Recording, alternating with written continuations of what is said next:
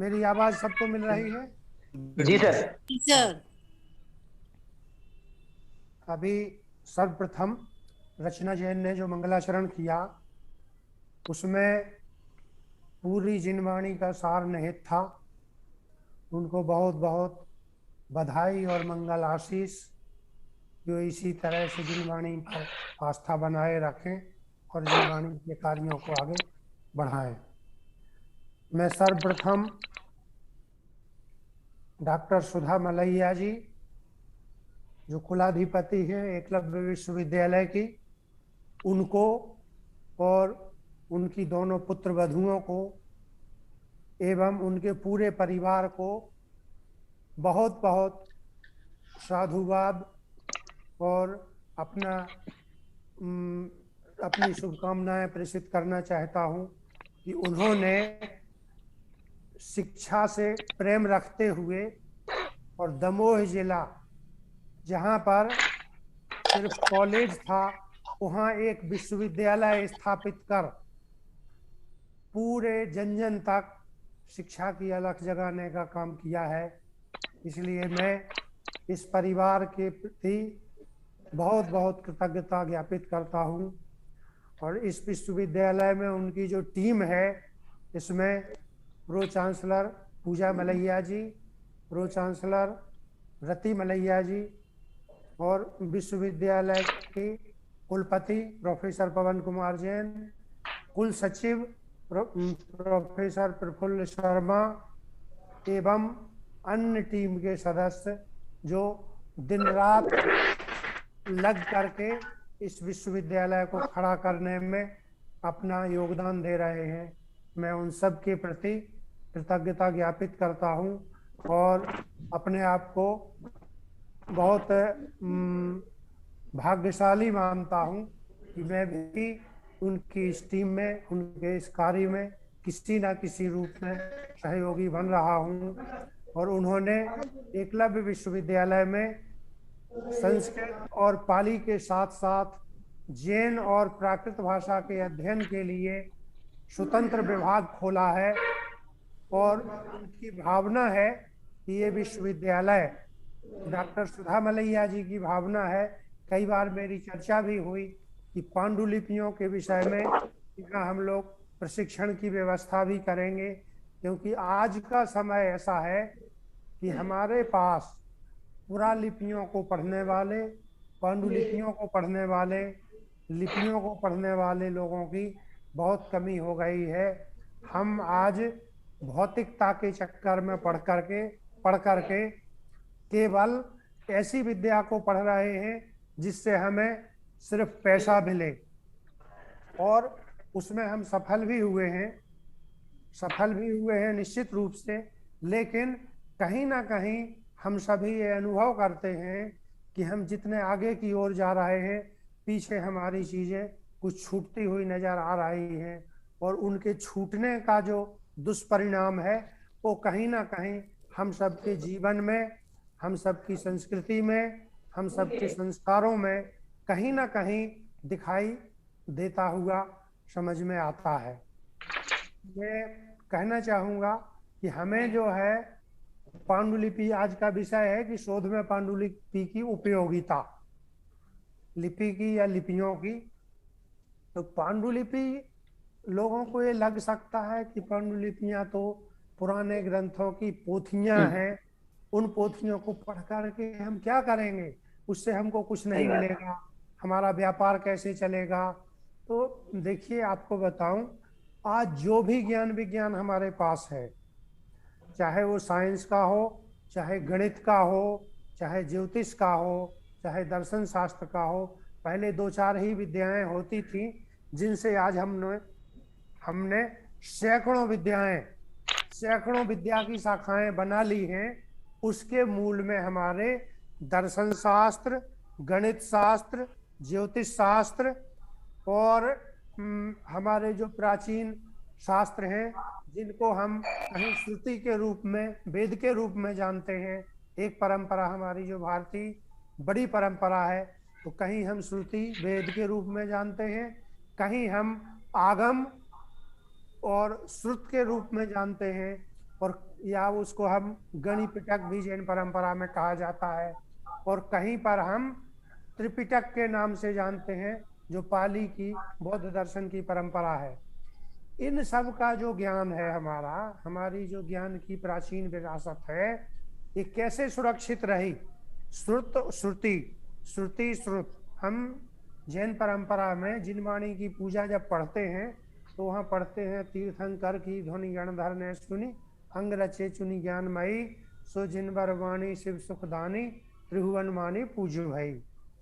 अर्थात हम ये कहते हैं कि जिनेन्द्र भगवान ने जो उपदेश दिए थे, उन उपदेशों की वाणी श्रुत परंपरा से चलती हुई लंबे दीर्घावधि से चली आ रही थी।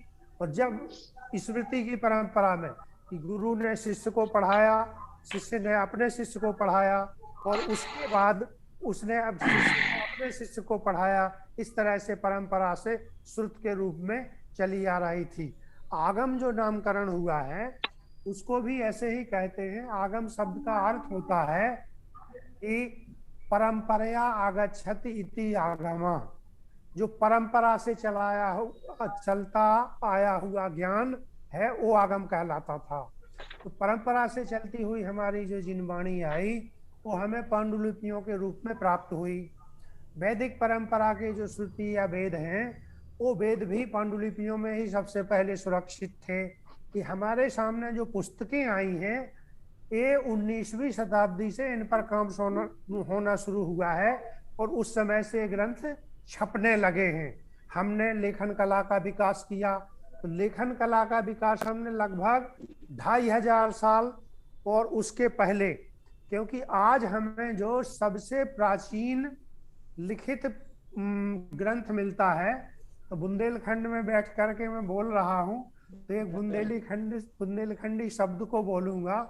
यहाँ आप लोग जानते हैं खर्रा एक शब्द होता है, कि किसी को कुछ लिख करके देते हैं तो पुर्जी सी होती है, लंबी सी होती है, उसको खर्रा कहा जाता है। तो पांडुलिपियां भी जो हमें मिली हैं प्राचीन, सबसे पहले खर्रा ही मिला है। उसको अंग्रेजी में स्क्रॉल और हिंदी में खराते कहा हुआ है। जो हमारे इतिहासकार लोग हैं या पांडुलिपियों के जानकार लोग हैं, उन्होंने उसको खराते कहा है। पर हमारे यहाँ बुंदेली में तो सीधा शब्द है खर्रा, कि खर्रा लिख करके उस पर अपना जो चीजें याद करने के लिए लिखते हैं, वो यही तो है। लिखता क्यों है आदमी? आप लोग जानते होंगे कि हम लोग जो भी लिखते हैं, बोलते हैं वो भी दूसरे के लिए, और बोलने में तो कभी कभी, लिखने में भी कभी अपने स्वार्थ के लिए। हमें अपनी बात बोलते हैं ना, दूसरे से हमें कुछ चाहिए होता है तो मांगने के लिए भी हम बोलते हैं। और हमारे अंदर के जो विचार हैं, या हम अपनी बात कहने के लिए भी दूसरे से बोलते हैं। तो वैसे ही लेखन का भी है कि हम लिखते हैं दूसरे के लिए। तो ये कहा जाता है कि हमें ऐसी हैंड राइटिंग लिखना चाहिए, अक्षरों का आकार हाथ से ऐसा बनाना चाहिए कि दूसरे लोग पढ़ सकें। हमारा लिखा हुआ हम तो समझ ही लेंगे, कैसा भी लिखे, टेढ़ा मेढ़ा, हम अपना लिखा हुआ खुद समझ लेंगे। लेकिन हमने वो दूसरों के लिए लिखा है, दूसरे पढ़ सकें, ऐसा हमें लिखना चाहिए। तो पांडुलिपि का जो हमारा विकास हुआ, या पांडुलिपि का जो कंसेप्ट आया, तो उसके पहले लिपि आई। पहले तो मैंने श्रुति की बात की और श्रुत की बात की, कि परंपरा से आया श्रुत, वो श्रुत कहलाया और श्रुति कहलाया। वेद की श्रुति मूलकता पर और जैन परंपरा के श्रुत ज्ञान पर बहुत बड़े बड़े ग्रंथ लिखे गए हैं, और अभी भी पांडुलिपियों के रूप में बहुत सी राशि हमारी ज्ञान की, राशि कहें या विरासत कहें या जो भी नाम दें हम, हमारी बहुत सी ज्ञान राशि अभी भी सामान्य लोगों के बीच से अलग है, ज्ञान विज्ञान के क्षेत्र में नहीं आई है। पांडुलिपियों में कैद होकर के बड़े बड़े भंडारों में भरी पड़ी है। कहीं ऐसी भी स्थिति है कि कहीं दीमक का ग्रास बन रहा है वो ज्ञान विज्ञान हमारा, और कहीं दूसरी तरह से नष्ट हो रहा है। तो हमें उसको बचाने की आवश्यकता है, और उसको बचाने के लिए हमारा उसके प्रति कुछ दायित्व है। दायित्व है कि समाज ने प्राचीन काल से ही जब लेखन चालू हुआ, तो बड़े बड़े महाराजाओं ने, राजाओं ने सबसे पहले पत्थरों पर लेख लिखवाए।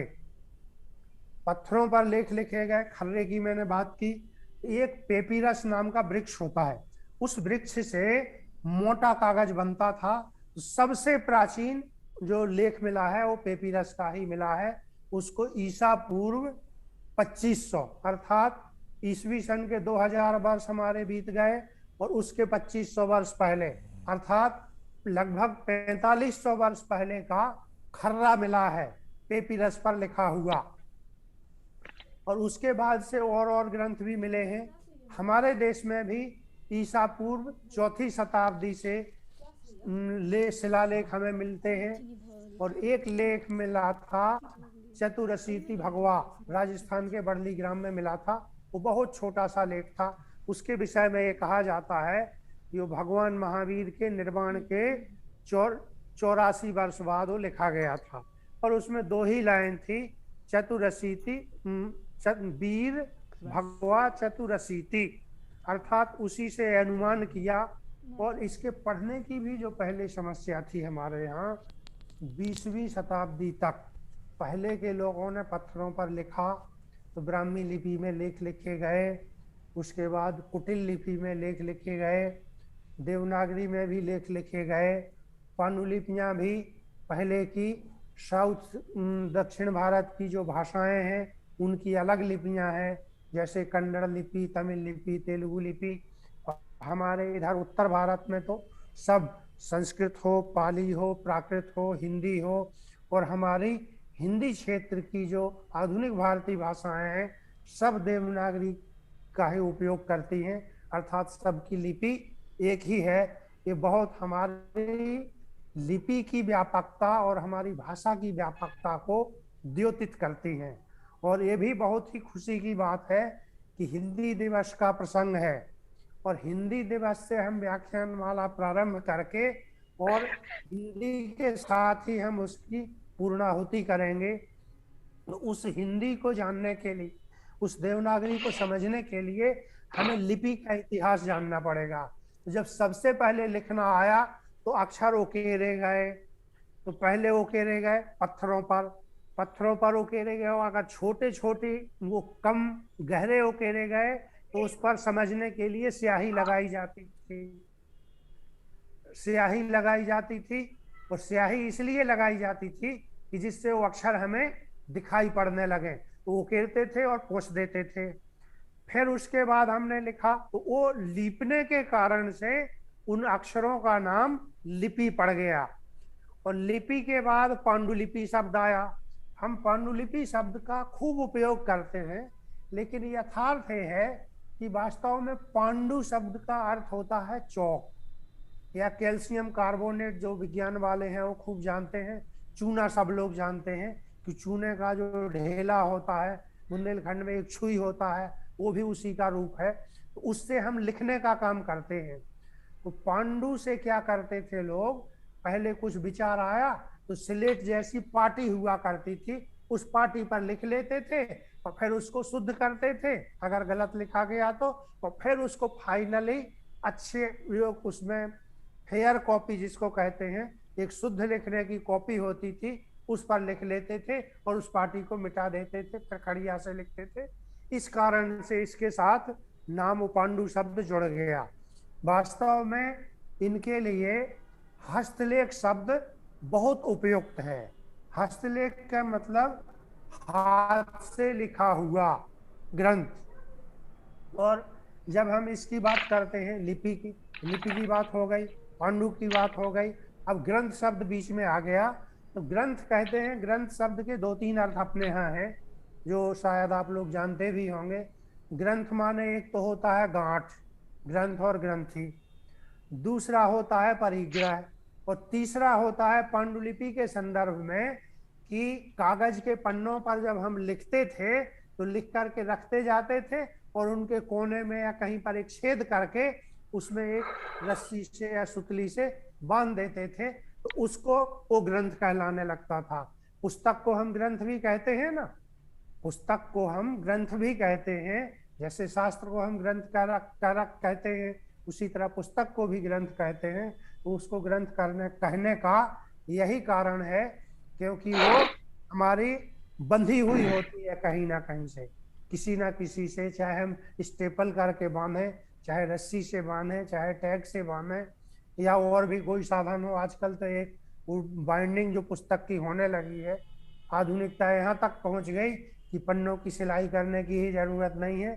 वो एक लगाते हैं चिपकाने वाला पदार्थ और उससे प्रेस कर देते हैं, वो चिपके रहते हैं, और 2-3 सालों के बाद वो पुस्तक जब बार बार खुलती है वो पन्ने पन्ने अलग होकर के छितराने लगते हैं। इसलिए हमारी जो प्राचीन परंपरा है बांधने की, वो परंपरा प्रशस्त है।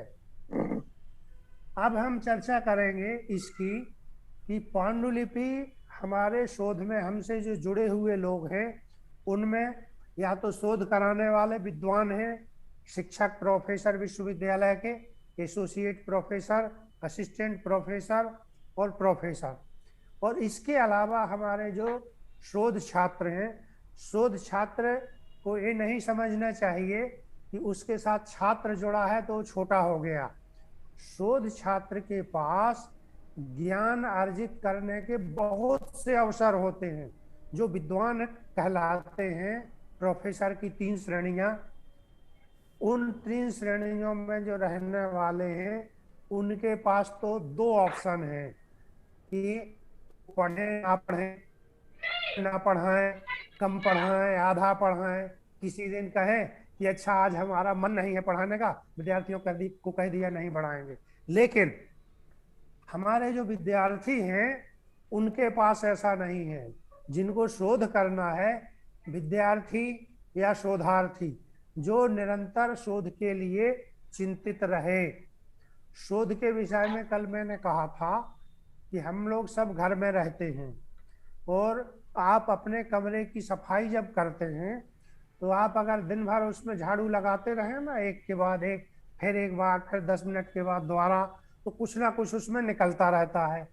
ऐसे ही हमारे शोध का काम है कि यदि हमने एक पैराग्राफ लिखा, उस एक पैराग्राफ को हम जितने बार पढ़ेंगे, स्वयं गुरुजी को दिखाएंगे या दूसरे से विमर्श करेंगे तो वो तो अपने सुधार के लिए सुझाव देगा ही, लेकिन हम अपने आप भी पढ़ेंगे, हम अपने आप भी पढ़ेंगे तो भी हमें क्या प्राप्त होगा कि कुछ ना कुछ उसमें नया दिखाई देगा कि हमने इस शब्द का प्रयोग सही नहीं किया, हमें इसमें कुछ नया प्रयोग करना चाहिए, कुछ बदलना चाहिए। तो शोध का जो चिंतन है वो निरंतर चलने वाला है। तो पांडुलिपियों के अंदर हमारा जो ज्ञान भरा पड़ा है, हमारे देश को पांडुलिपियों का देश कहा जाता है, और हमारे देश की पांडुलिपियों को विदेशियों का हमारे यहाँ शासन रहा, तो विदेशी लोग भी यहाँ से उठा उठा करके ले गए।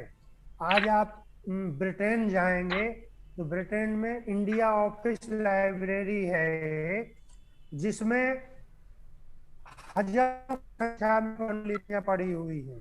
जो पांडुलिपि, और हमें ये कहने में बुराई नहीं है, ये देखना पड़ेगा कि जितनी अच्छी सुरक्षा हमारे देश में पांडुलिपियों के लिए उपलब्ध नहीं है, उससे अच्छी सुरक्षा में इंडिया ऑफिस लाइब्रेरी में भारतीय पांडुलिपियां रखी हुई हैं। जर्मनी में भी है और फ्रांस में भी है, बहुत जगह पांडुलिपियों के संग्रह, भारतीय पांडुलिपियां हैं। भारतीय विद्वान भी विदेशों में रह करके उन पांडुलिपियों पर कार्य कर रहे हैं, और दूसरी जगह के विद्वान भी भारतीय पांडुलिपियों पर काम कर रहे हैं। वो संस्कृत भाषा को सीखते हैं, प्राकृत भाषा को सीखते हैं, पाली भाषा को सीखते हैं, हिंदी भाषा को सीखते हैं, हमारी भारतीय भाषाओं को सीखते हैं। अगर इसका उदाहरण आपको देखना है तो आप आर्कियोलॉजिकल सर्वे ऑफ इंडिया देख लीजिए, लिंग्विस्टिक सर्वे ऑफ इंडिया, 6-7 भागों में बड़े बड़े वॉल्यूम छपे हैं। उनको जब आप पढ़ेंगे तब आपको समझ में आएगा कि उन विदेशी विद्वानों ने भी हमारी भारतीय भाषाओं को सुरक्षित करने के लिए क्या क्या उपाय नहीं किया।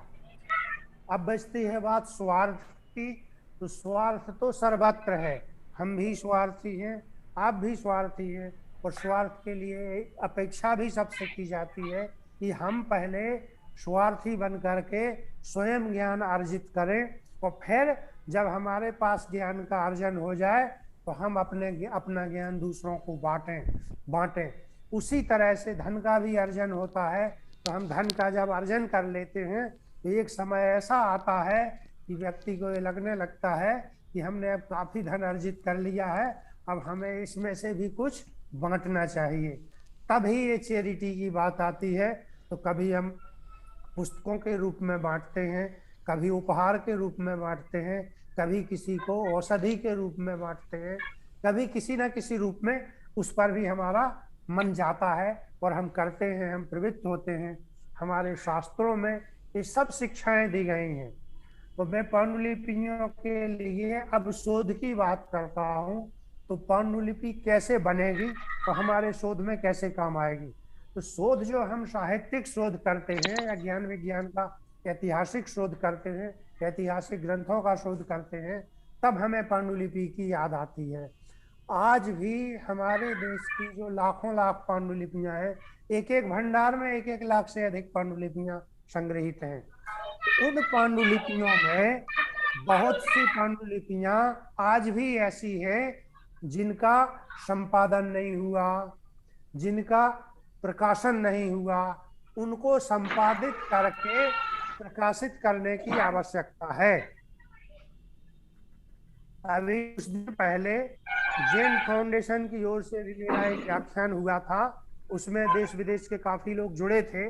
तो उसमें भी मैंने ये बात कही थी कि हमारी चिंता होनी चाहिए कि जो पांडुलिपियां हैं, उन पांडुलिपियों को पढ़ने वाले और समझने वाले और उनका ज्ञान चाहने की या करने की इच्छा रखने वाले लोगों का एकदम अभाव होता जा रहा है। तो इस ओर हमारा ध्यान अवश्य जाना चाहिए। अगर हम किसी न किसी रूप में उस कड़ी को प्रशस्त करने में या आगे बढ़ाने में सहयोगी बन सकते हैं तो हम सबका बड़ा उपकार होगा, और संस्कृति का भी बड़ा उपकार होगा। जो पांडुलिपियों के रूप में विरासत है उसका भी बड़ा उपकार होगा। तो हमें तो पांडुलिपियां बनती कैसी थी कि जो विद्वान होते थे, ज्ञानी होते थे, ऋषि महर्षि होते थे, उनके मन में जो ज्ञान होता था उस ज्ञान को व्यक्त करने के लिए वो ग्रंथ रचना करते थे।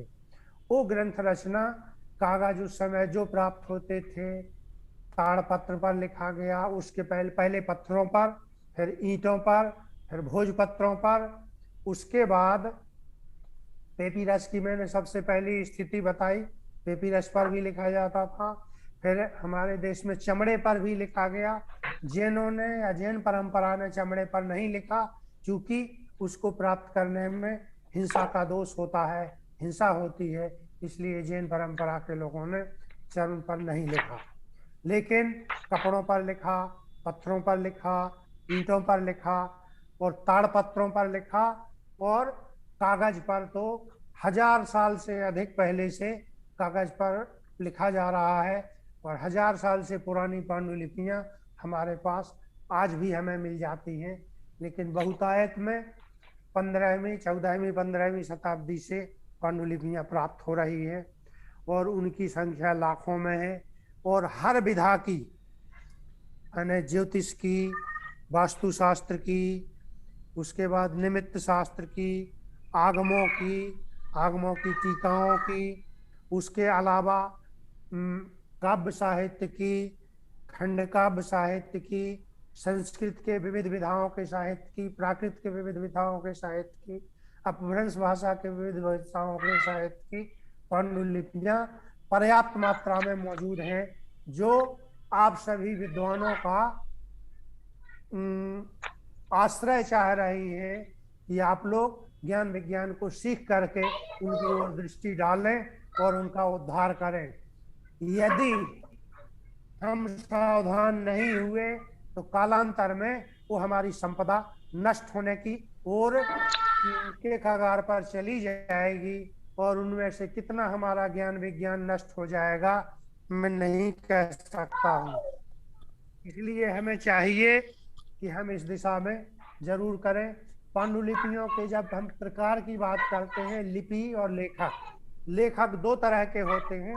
एक लेखक पांडुलिपि का होता है कि जो स्वयं अपने मन से अपनी रचना को लिखता है। जैसे हम लोग आज कोई निबंध बनाते हैं या कुछ करते हैं या पीएचडी करते हैं, तो अपना ग्रंथ लिखते हैं, तो स्वयं लिखते हैं, फिर अपने जो मार्गदर्शक होते हैं या शोध पर्यवेक्षक होते हैं उनको बार बार दिखाते हैं, उनसे परिमार्जन करवाते हैं या उनका जो मार्गदर्शन होता है उसके अनुसार सुधारते हैं। तो उनके पास कोई मार्गदर्शक नहीं हुआ करता था, उनके पास जो ज्ञान होता था वो अपना लिख करके चले जाते थे और वो पांडुलिपि हमारे लिए सुरक्षित हो जाती थी। बाद के लोग जब दूसरा विद्वान वो चले गए, ऊपर काल कबलित हो गए, दूसरा जब उस पांडुलिपि को पढ़ता था तो अगर उसको कहीं लगता था कि इसमें कहीं सुधारने की या जोड़ने की जरूरत है, तो वो उसमें बीच में छेड़छाड़ नहीं करता था, हाशिए पर कहीं लगता था वो उस पर लिख देता था। बाद में उस हाशिए पर लिखे हुए को छेपक भी कहा जाने लगा, कहा गया, लेकिन कहीं कहीं वो छेपक भी बहुत महत्वपूर्ण होते हैं। और दूसरा लेखक होता है लिपिकर्ता। लिपिकर्ता माने प्रतिलिपि करता। जैसे आचार्य कुंद का नाम हम लेते हैं कि आचार्य कुंद ने कोई ग्रंथ लिखा, उन्होंने स्वयं लिखा होगा नहीं लिखा होगा नहीं कह सकते, लेकिन उनका ज्ञान जो परंपरा से आया, बाद में जो लिपिबद्ध हुआ, लिपिबद्ध होने के बाद जो पांडुलिपि बनी, उन पांडुलिपियों की पांडुलिपि की फिर प्रतिलिपि की गई, फिर उन प्रतिलिपियों से भी प्रतिलिपियां की गई। पहले ऐसा होता था 20वीं शताब्दी में, 15वीं 16वीं शताब्दी में, मैंने हर एक कालखंड में पांडुलिपियों को लिखवाने का कार्य जगह जगह देश के विभिन्न भागों में होता था। और ये राजाओं महाराजाओं के द्वारा, बड़े बड़े श्रेष्ठियों के द्वारा, संपन्न लोगों के द्वारा, जो संस्कृति के लिए चिंतित रहते थे, वो लोगों को लेखक रख करके पांडुलिपियों की प्रतिलिपियां या प्रतिलिपियों की भी प्रतिलिपियां करवाते थे। और उनकी सुरक्षा की उनको चिंता होती थी, तो देश के विविध केंद्रों में, शास्त्र भंडारों में भेजते थे। तो उनमें राजे रजवाड़ों के संग्रहालय होते थे, व्यक्तियों के संग्रहालय होते थे, मंदिरों के संग्रहालय होते थे। जैसे हम लोग जैन मंदिरों के संग्रहालय जानते हैं कि प्रायः जैन मंदिरों में पांडुलिपियां होती थी। और अभी 20वीं शताब्दी के आधे समय तक, अर्थात 1950-60 के आसपास तक, गांव-गांव के मंदिरों में हाथ से लिखी हुई जिनबाणियां होती थी, उनको पढ़ पढ़ करके लोग पूजा करते थे, क्योंकि छपी हुई किताबें उतनी अधिक मात्रा में हमें नहीं मिल पाती थी। तो पांडुलिपियां लेखक होते थे। फिर पांडुलिपियों के प्रकार की जब हम बात करते हैं, तो उन पांडुलिपियों के प्रकार भी कई तरह के हो सकते हैं। एक तो आकार की दृष्टि से प्रकार उनके होते हैं कि कोई बड़े बड़े कागजों पर लिखता था, कोई छोटे कागजों पर लिखता था, कोई डिजाइन बनाता था ना। जैसे कला, मनुष्य के साथ कला हमेशा हमेशा से जुड़ी रही है, और मनुष्य की कला जब वो कोई काम करना चाहता है तब वो दिखाता है। जैसे हमारे जो पाक शास्त्री लोग हैं, पाक विज्ञानी हैं, वो क्या करते हैं कि भोजन की चीजों में अपनी कला का ज्ञान कराते हैं, और तरह तरह के व्यंजन, नए नए, उन्हीं सामग्रियों से नए नए व्यंजन बना करके मानवता के सामने या समाज के सामने रखते हैं। उसी तरह से ज्ञान विज्ञान के क्षेत्र में जो कला जिनके मन में उपजती है, तो वो अपनी कला का प्रदर्शन करते हुए कागजों को अलग अलग डिजाइन में काटते हैं। तो उस तरह से पांडुलिपियों के 2-3 प्रकार होते। और दूसरे जो होते हैं प्रकार, चित्र की दृष्टि से, लेखन की दृष्टि से, स्याही की दृष्टि से, तो इस तरह से अनेक अनेक तरह के पांडुलिपियों के प्रकार होते हैं। और इन सब तरह की पांडुलिपियां जब हम शास्त्र भंडारों में जाकर के देखेंगे, तो आपको बहुत अच्छा लगेगा और गौरव का भी अनुभव होगा कि हमारे देश में ऐसे ऐसे विद्वान रहे हैं, ऐसे ऐसे विद्वान रहे हैं, ऐसे ऐसे ज्ञानी रहे हैं, ऐसे ऐसे कलाकार रहे हैं, ऐसे ऐसे कलाकार रहे हैं कि जो हमें कला का भी ज्ञान देते हैं, ज्ञान विज्ञान के साथ। कोई वेटिंग रूम में है, उसको ज्वाइन करा लीजिए। करा दिया। तो इस तरह से पांडुलिपियों के प्रकार हो जाते हैं। जब प्रकार हो जाते हैं तो फिर बात आती है कि हम उन पांडुलिपियों को समझें कैसे, पढ़ें कैसे, क्योंकि हम मनुष्य हैं और हमारे जो अक्षर लिपि होती है तो हम लोगों को एक दूसरे की हैंड राइटिंग समझने में ही दिक्कत होती है।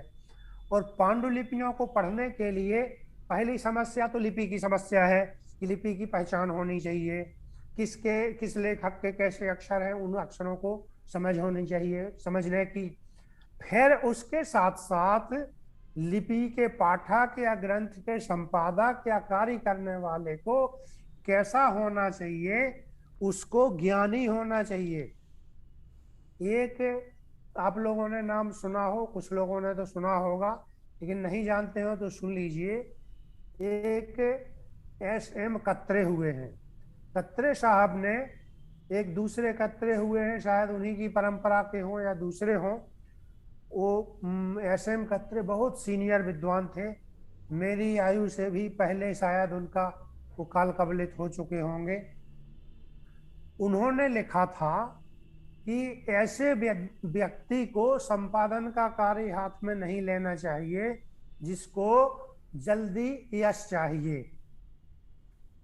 अर्थात संपादन का कार्य इतना कठिन है कि आपका ज्ञान इतना परफेक्ट होना चाहिए कि यदि आप संस्कृत भाषा की पांडुलिपि को पढ़ना चाहते हैं, उसका संपादन करना चाहते हैं, तो आपको सबसे पहले तो संस्कृत भाषा का पूरा अधिकार पूर्वक ज्ञान होना चाहिए कि उसके व्याकरण का ज्ञान हो, भाषा का ज्ञान हो। एक दूसरे, आपको लिपियों का ज्ञान हो कि भाई तरह तरह के लोग अक्षर लिखते हैं, तो उसके लिए पंडित गौरी शंकर ओझा, पंडित हीरा शंकर गौरी चंद ओझा की किताब है भारतीय प्राचीन लिपि माला। इस किताब को यदि आप सबने ना देखा हो तो आप, आजकल इंटरनेट का जमाना है, ऑनलाइन खोजेंगे तो आपको कहीं ना कहीं मिल जाएगी। जैनी लाइब्रेरी पर भी संभवतः है, ई पुस्तकालय पर भी होगी, तो आप लोग डाउनलोड करें और उस पुस्तक को पढ़ने की कोशिश करें। शोधार्थी को तो निश्चित रूप से उस पुस्तक को पढ़ना चाहिए और ये देखना चाहिए कि ओझा जी ने उस पुस्तक का जब एक पैराग्राफ लिखा होगा तो उस व्यक्ति ने कितना पढ़ा होगा, तब वो एक पैराग्राफ बना होगा। ये हम आप जैसे लेखकों को भी देखना चाहिए, उससे हमें प्रेरणा मिलती है। और दूसरी प्रेरणा ये मिलती है कि उन्होंने प्रत्येक शताब्दी की लिपियों के पत्र लगाए हैं अक्षरों के साथ परिशिष्ट में, तो हमें उससे ये भी मिलेगा कि उन लिपियों को हम पहचानेंगे और हम फिर पांडुलिपियों के सामने जाएंगे तो हमें उसकी लिपि के आधार पर लगभग शतक में ये पता चल पाएगा कि ये लिपि या ये पांडुलिपि यदि उसमें काल का उल्लेख नहीं है तो उसका ये पता मालूम, मोटे तौर पर हम ये जान पाएंगे कि ये पांडुलिपि कितनी पुरानी हो सकती है। तो ये हमें बड़ा लाभ मिलेगा। और जब हम इतना जान पाएंगे, लिपियों की बात करें तो हमारे देश में 18 लिपियां हमारे यहाँ समवायंग सूत्र में और पण्यवणा सूत्र में, प्रज्ञापना सूत्र में 18 लिपियां हैं। बौद्ध, सर जी पुस्तक का नाम फिर से बोल दीजिएगा, एक पुस्तक का नाम। अच्छा, जो आपने भी बोला प्राचीन भारतीय लिपिमाला, भारतीय प्राचीन लिपिमाला, भारतीय प्राचीन लिपिमाला, डॉक्टर गौरी शंकर हीराचंद ओझा, उन्हें नोट कर लिया। उन्होंने बहुत महत्वपूर्ण किताब है, उसके कई संस्करण छप चुके हैं और अब तो सबके लिए सुलभ है, डाउनलोड करिए कि घर बैठे मिल जाएगी। और वैसे दिल्ली में मुंशी राम मनोहर लाल पब्लिकेशन है, उनके यहाँ से आपको हार्ड कॉपी भी प्राप्त हो सकती है। तो उसको पढ़ना चाहिए। और तो इन लिपियों का बौद्ध परंपरा में 64 लिपियों के नाम आए हैं, जिनमें बहुत से तो क्षेत्रीय नाम प्राप्त होते हैं और दूसरे ऐसा भी लगता है कि कुछ काल्पनिक जैसे लगते हैं। लेकिन हमारे देश में ब्राह्मी लिपि, खरोष्ठी लिपि के अशोक के भी लेख, अशोक के लेख हमें ब्राह्मी लिपि के और खरोष्ठी लिपि के प्राप्त होते हैं। और देवनागरी लिपि, फिर हमारी जो साउथ की लिपियां हैं उनके, जिनके बारे में हम ज़्यादा जानते हैं, नेपाल की नेवारी, कश्मीर की शारदा लिपि, इस तरह की कुछ लिपियां हैं जिन पे जाने बिना हमारा काम नहीं चल सकता है। तो इन लिपियों को हमें जानना चाहिए।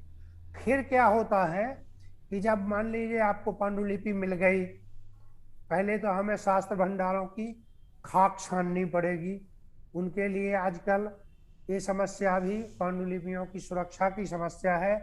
तो पहले पांडुलिपि भंडार को खुलवाना, वहाँ के जो संरक्षक लोग हैं, उनके रक्षक लोग हैं, उन पर विश्वास बनाना।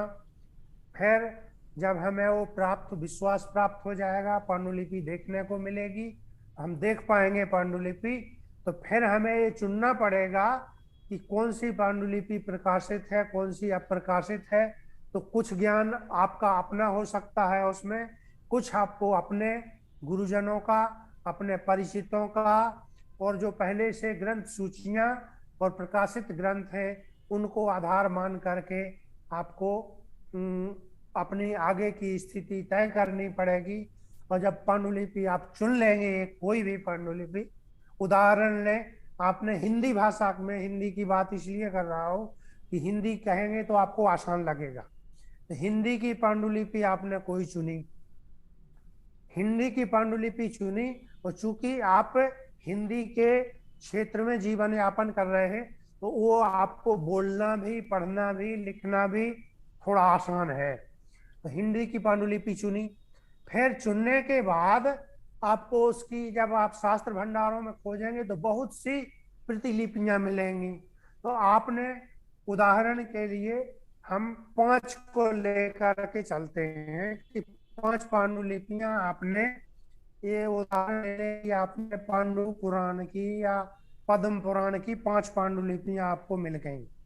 पद्म पुराण हिंदी भाषा में किसी कवि का लिखा हुआ है, वो पद्म पुराण का अनुवाद या पद्य अनुवाद ना हो करके स्वतंत्र ग्रंथ भी हो सकता है, मिला आपको।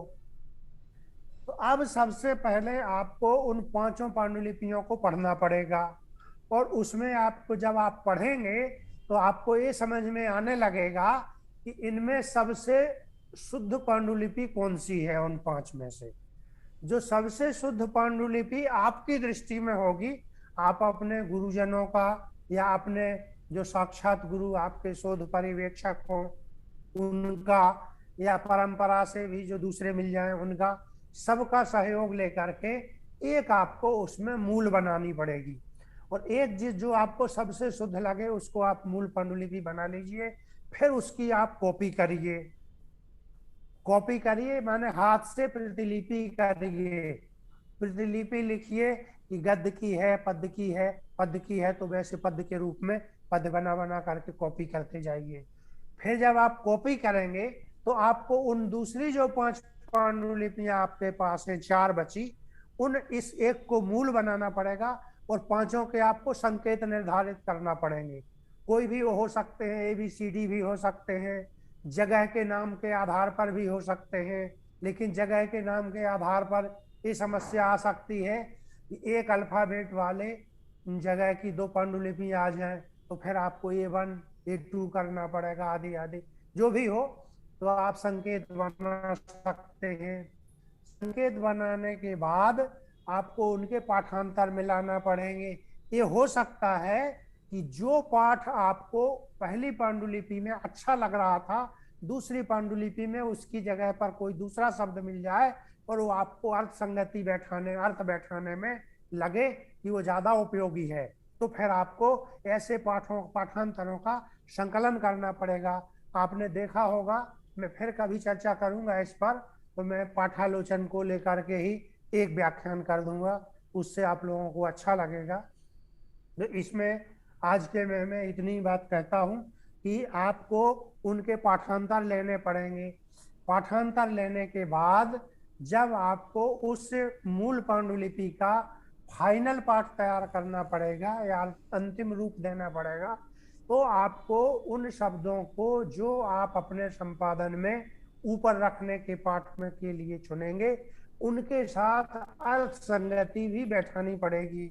ऐसा नहीं हो कि उसमें कोई ऐसा शब्द लिखा हो जिससे उसका अर्थ ही ना बैठ पाता हो, तो आपको वो करना पड़ेगा। और जब अर्थ संगति बैठ जाए तो आप समझिए कि आपका पाठ संपादन की ओर आगे के लिए बढ़ सकता है, आगे बढ़ेगा। और आपका ग्रंथ जब वो संपादित हो जाएगा तो फिर आप जब उसका पहले मूल पाठ तैयार करेंगे, फिर उसका अध्ययन आप प्रस्तुत करेंगे। अध्ययन प्रस्तुत करेंगे तो उसमें ग्रंथ की क्या क्या विशेषताएं हैं, उस ग्रंथ की क्या विषय वस्तु है, उस ग्रंथ की क्या विशेषताएं हैं। जैसे मान लिया जाए कि वो पद्म पुराण की विषय वस्तु है, तो भगवान राम के विषय वस्तु पर हमारे यहाँ ग्रंथों की प्राचीन पूरी परंपरा है, जैन परंपरा में भी, और जैन परंपरा के अलावा हिंदू परंपरा की भी रामायण है। तो उन सब का ज्ञान भी हमें होना चाहिए, तब हमें बता पाएंगे। जब हमें पहले का ज्ञान होगा कि उन रामायणों में या उन जैन परंपरा की रामायणों में, संस्कृत के ग्रंथों में, प्राकृत के ग्रंथों में, अपभ्रंश के ग्रंथों में, हिंदी के अन्य रामायणों में जो बात नहीं कही गई है, उससे इतर हमारे इस पांडुलिपि के ग्रंथ में या इस पांडुलिपि के ग्रंथकर्ता ने कही है, ये विशिष्ट बात है। ये हम उसकी फिर स्टडी करेंगे। फिर उनमें से हम परिशिष्ट बनाएंगे, तो कुछ ऐसी विशिष्ट शब्दावली को भी चुनेंगे जो विशिष्ट है, जो दूसरी जगह हमें दिखाई नहीं देती है और उसका अर्थ यहाँ कुछ अलग है। ऐसे शब्दों को भी हमें चुनना पड़ेगा। तो इस तरह से हम जब उसकी पूरी स्टडी करेंगे, और ये स्टडी हम कब कर पाएंगे, जब हम पहले पूरा पाठ तैयार कर पाएंगे। तो ये पांडुलिपि का एक आपके लिए, शोध करने वालों के लिए इस दृष्टि से उपयोगी है कि यदि हम पांडुलिपि का काम करेंगे तो उसमें नकल करने का प्रश्न नहीं उठता है, वो हमारा ओरिजिनल ही होगा।